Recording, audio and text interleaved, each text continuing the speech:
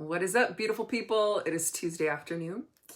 Today we're going to be talking about logic, the problem with logic, and how to identify where your conflicting intentions are actually getting in your way. So, first things first, what the hell is logic? Well, logic is just the framework of your perception. This is why in a world right now that seems so polarized, there's no such thing as common sense. Common sense isn't common unless you are in a vibrational frequency of people who are of like mind. Then common is common because like mind attracts like mind. Then your common sense is very common. Street smarts are not necessarily accessible to the people who didn't grow up on the streets. So you can't really expect someone to really understand what you're saying or feeling or thinking or why you're perceiving the world the way that you are if you didn't have the same perspective, the same upbringing, the same parental situation, or even the same cultural programming that someone else did. So what is logic then? Right? Because we can literally say, okay, logic is right versus wrong. But logic is also rationale. Like, how many excuses do you make that sound really logical and rational at the time? If you procrastinate because you're tired, you had a rough day, your boss is a jerk, you're exhausted, you didn't sleep well last night. Yeah, that all sounds really logical, really rational. But at what point do you take responsibility for the fact that you created all of those conditions that caused you to feel a certain way? When you actually address those things, you start to realize that your intention for something different is thwarted. That's such a strange, funny word, thwarted. Sounds like it's like a superhero movie, kind of thwarted. The enemy thwarted the plan, or actually it would be the superhero thwarted the enemy's plan. I don't know, anyway. Tangents. The reality is your logic keeps you stuck because it keeps making excuses that sound logical and rational at the time. At some point, we have to acknowledge what is going on in our life. So here's a test. You want to manifest something. Okay, whether it's, you have this vision board, whether you've set a goal, whether you journal every single day about your goals and your dreams and your aspirations, and all of a sudden you get tested by the universe. I love it. God is testing me. You ever heard that? I've said it before. God must be testing me to see how committed I am. Let me tell you the truth. It's just a sign that you are not clear enough and convinced enough that what you've asked for is going to manifest. Your logic and your reasoning are fixated on what is predictable, what is possible by your belief system. So you might look at something in the future and say, man, my goal is way bigger than I'm ever going to be able to accomplish. Well, of course, you literally just said to the universe, you know what? Don't bring me a miracle. However, if you say to the universe, you know what, look, I understand that I don't understand your magnitude. I get that I can't see what you see. I get, God, that what you want for me is so much bigger than I can even comprehend. I'm going to stop placing my own limitations on what I think is possible. When you do this, you open up a door for the universe to show you that your logic is limited. Your logic is flawed. Your logic is based on all the mistakes and all the failures and all the crap that you have in the past that continues to project into your future. There is no room for anything other than what you logically believe to be true based on your past. So the universe can't bring you anything other than what matches the vibration that you hold in thought and belief. So your logic is actually what's standing in your own way. We have to, this phrase is like so crazy cliche, that at the end of your comfort zone is where your life begins. It's very cliche, but it's true. Because if you want something that is different than what you currently have, you have to be willing to challenge your own comfort zone. And your comfort zone might be, working in a job where you have a comfortable salary.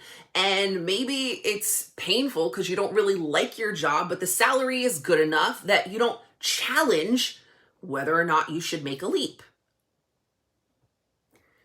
You might be in a position where you're in a relationship where it's painful and you've known for a really long time you should get out, but you're comfortable and it's predictable and you don't want to have to learn to be with someone else. And yet you're dying inside each and every day because you know that's not the right place for you to be, and your partner probably knows the same thing. I'm not telling you to go leave your relationship. I'm just saying, be aware. But you're addicted to the comfort.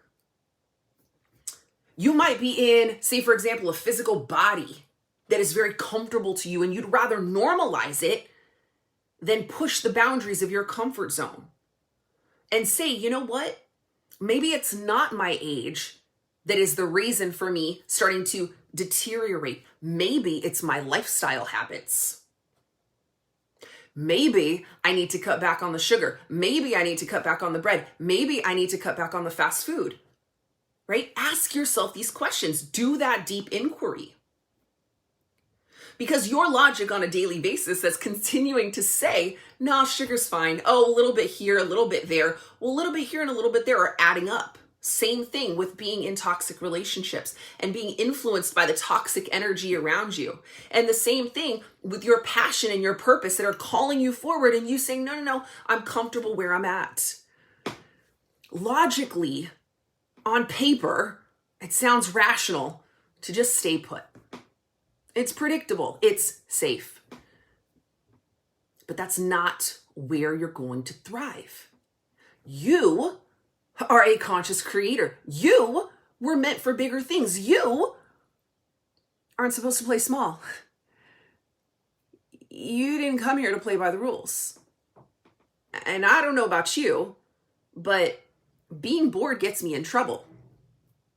I mean, that's just the reality of it. So if you want to have a better life, you have to be willing to challenge your own logic. You have to be willing to say, you know what, maybe my perception of reality is limited by what I think to be true, what I think I'm worthy of, and what I think is possible. And as you challenge those beliefs, as you challenge that frame of reference and that frame of perception, you start to go and explore what's possible on the other side. And you say, if my perception of reality is limited to what I think I'm worthy of, maybe what I think I'm deserving of, or maybe what someone else told me I'm worthy of and what's possible in this world, maybe I need to get someone else's opinion. Maybe I need to go study other people who've broken through their own limitations. One of the biggest reasons why people come to me as a coach is because of the things that I've conquered, because of the big challenges that I've gotten over. When I was obese, I was a food addict. And I was a food addict for many years. And it wasn't until I was 21 and I got diagnosed by the third different doctor with clinical depression that I finally said enough is enough.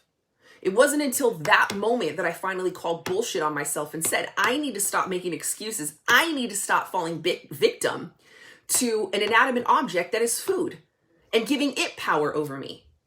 And it wasn't until that moment that I finally woke up and said, enough is enough, because my logic is not working for me. My logic is keeping me stuck. And if I'm saying to the universe that this is what I want, but this is how I continue to act, there's a conflict, right? And then I'll get tested. I'll smell some baked goods. I'll see a cookie. I'll be at a restaurant and all of a sudden there's my favorite pasta on the menu. And now all of a sudden, I feel out of control because my logic says, it's just this one time. It's a special occasion. I've had a rough day.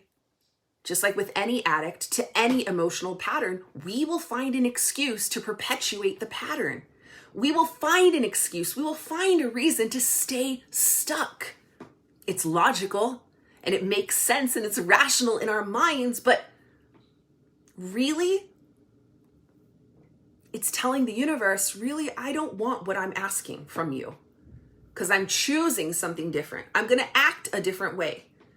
So if you want something different, you have to be willing to challenge your own logic. You have to be willing to test your own boundaries and your own limits. And you have to be willing to call bullshit when your logic makes excuses for you to stay stuck.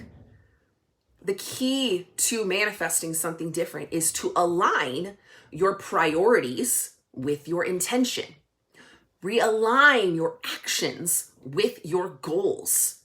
Then you are saying to the universe, I am ready to receive what it is that I'm asking for, and then the universe can conspire with you. But one of the true tests to see if you're aligned is to notice if the opportunities that are coming to you don't actually match what your intention is. If you notice that those opportunities are testing you, it's a sign that you have conflicting intentions. You don't need to be tested when you're all in. You don't need to be tested when you have a full commitment. You don't need to be tested when you have conviction. You don't need to be tested when you are decisive and all in.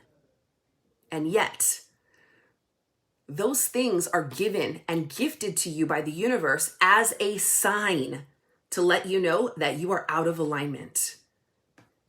So when your logic continues to send conflicting intentions to the universe, instead of making excuses to stay stuck, make excuses to go harder, to go stronger, to go more clear, to go all in, to be more decisive, and to be more deserving of the thing that you've asked for. That is the only way to calibrate who you are now to who you will become. So I hope this message inspired you to go see your reality different. And if you know that this is a big struggle for you and this is something that you need help, send me a DM. Let's hop on a call and see if coaching is right for you. And if this message is something that you know somebody needs to hear, please go ahead and send that forward and share it with anybody that you know is needing this gentle slap in the face. I hope you all have an incredible rest of your day. I love you so very much. Namaste.